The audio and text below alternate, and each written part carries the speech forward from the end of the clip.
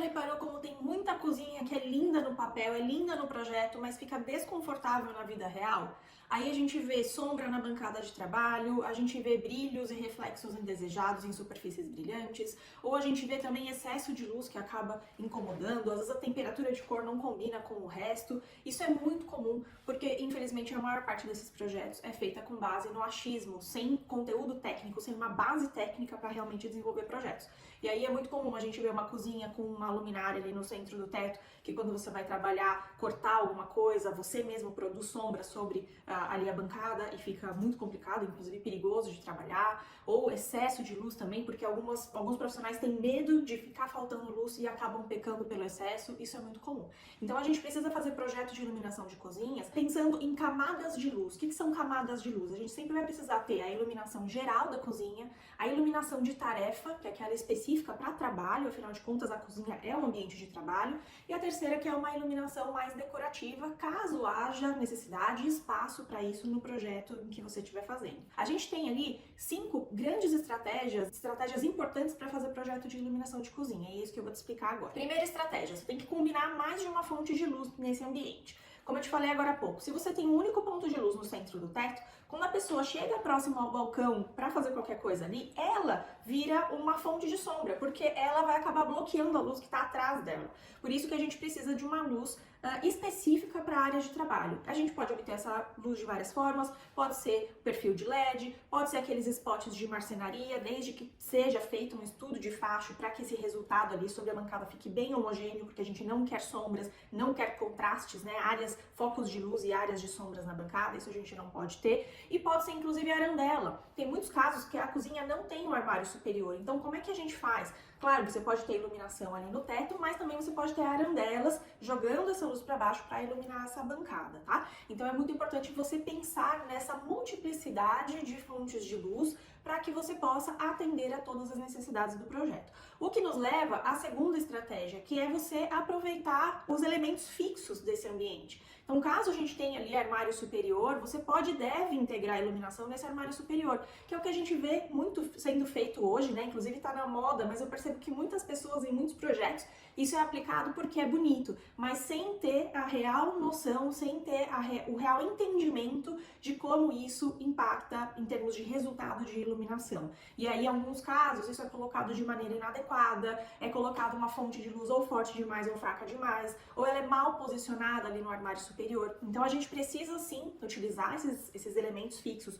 com sabedoria e com estratégia para que o resultado fique realmente o adequado. A gente não tem ali só um ambiente que quando acende é bonito, mas não é funcional. Terceira estratégia, você precisa garantir que vai ter uma certa uniformidade entre a iluminação geral e a iluminação de tarefa.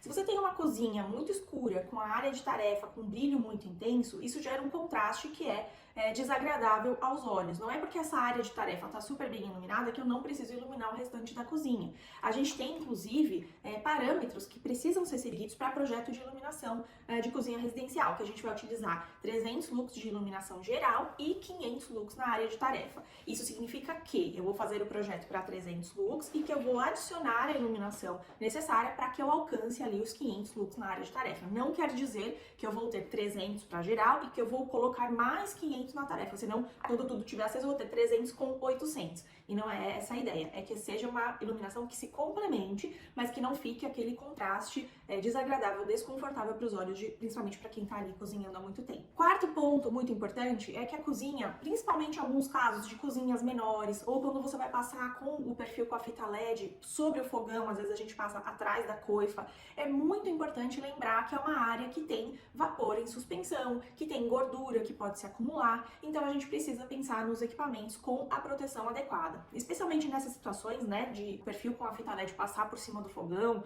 ou outras situações em que a cozinha é muito fechada, muito úmida, que a gente tem um uso muito intenso dessa cozinha, a gente precisa utilizar equipamentos com a proteção adequada. Então, nesse exemplo que é o mais comum, né, da fita LED passando sobre o fogão, a gente vai utilizar a fita LED IP65. Quinta estratégia, toma cuidado com superfícies, com materiais reflexivos. Às vezes a gente tem portas de vidro, bancadas de inox, elementos que são super reflexivos e que podem sim se se tornar fonte de um reflexo indesejável, que fica, além de feio, fica desconfortável também para a pessoa que está usando aquele espaço e vai ter aquele reflexo ali incomodando os olhos. Então você sempre precisa estar atento não só ao layout, mas também aos materiais que são usados nesse ambiente para que você possa projetar de maneira consciente e também responsável. E agora um bônus aqui para você, que é o seguinte: cozinha residencial não precisa de luz fria. Embora esse seja um mito super difundido, muita gente utiliza luz fria, simplesmente repete isso, né? Porque sim, cozinha tem que ter luz fria porque sim. Isso não é verdade, tá? A gente precisa, claro, ter atenção a todos esses pontos que eu falei até agora, mas temperatura de cor numa cozinha residencial não é determinante para a segurança, para a qualidade,